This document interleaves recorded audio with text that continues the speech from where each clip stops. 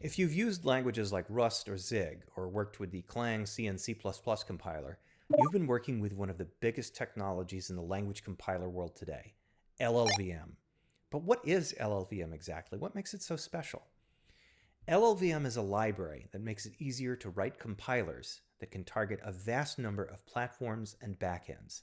It doesn't support any particular language. Instead, it uses its own assembly-like language, which you can craft programs in manually, or use LLVM's libraries to build programmatically. And that language, LLVM's intermediate representation, or IR, gets turned into assembly or machine language for the platform that you're compiling for. So let's start by looking at some examples of simple programs translated into LLVM. Here we have a program written in C, which doesn't do very much at all. It just takes in two numbers, an integer and a float. It multiplies them together, and it returns the result after casting it as an integer. Now, when this is compiled using the Clang compiler, it gets processed through LLVM. So here is what the corresponding LLVM IR looks like. Notice how we have each of these color-coded blocks corresponding to each other. So the function declaration in C has a matching function declaration in LLVM, and each line in the C function has a matching block of code in the LLVM IR too. The way LLVM IR works is by what's called a static single assignment form. Every time we create a variable of some kind in our function, we only assign a value to it once. If we change something, like adding one value to another value, we store the results in a new intermediate variable of the same type.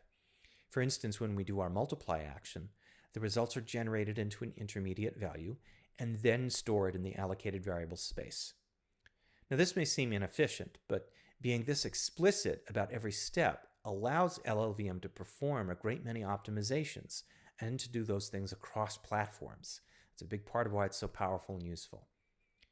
So let's go back to the top and look at each of these blocks in turn. So first we have the setup for the function. We have operations here that stack allocates space for the two values we're taking into the function, and then they store the values. Since we're working on copies of those values, not the originals, we have to make space for them. The function is not taking in pointers to existing values, which we could just dereference. We also allocate space for our A1 variable. Again, we're doing that from the stack. So next, we store the value of num1 into A1, and then we then take the A1 value, the value of num2, perform a floating point multiply operation on them, and store the results back in A1. And finally, we load the value of A1, convert it to an integer, and return the resulting value to the caller. So IR is a lot more verbose by design than most any language we're likely to compile it from.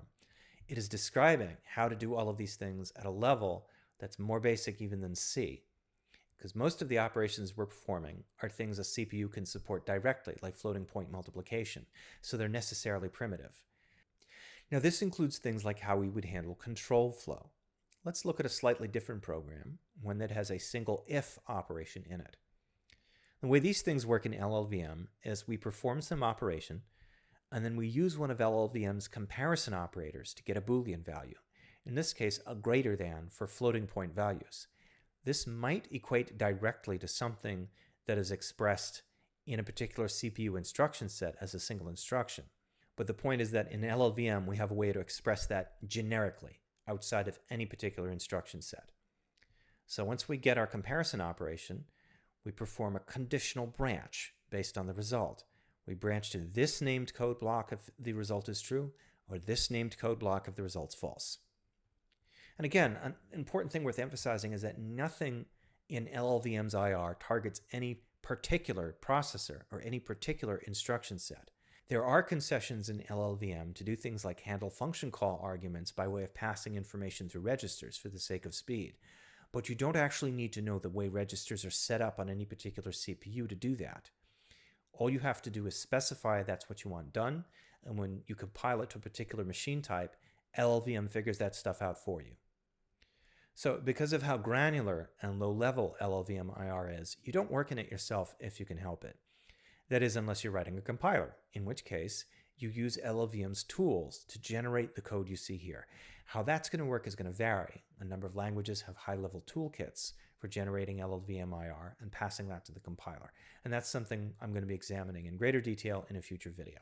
For now, though, these are the basics of how LLVM works. It uses a language of its own, something between assembly and C, which the constructs of higher level languages are lowered into or represented with more granular behaviors.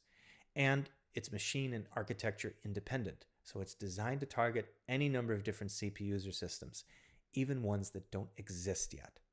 So that's it for this episode. If you liked it, leave a comment below, and don't forget to follow Dev with Serdar and InfoWorld on Facebook, YouTube, and Infoworld.com.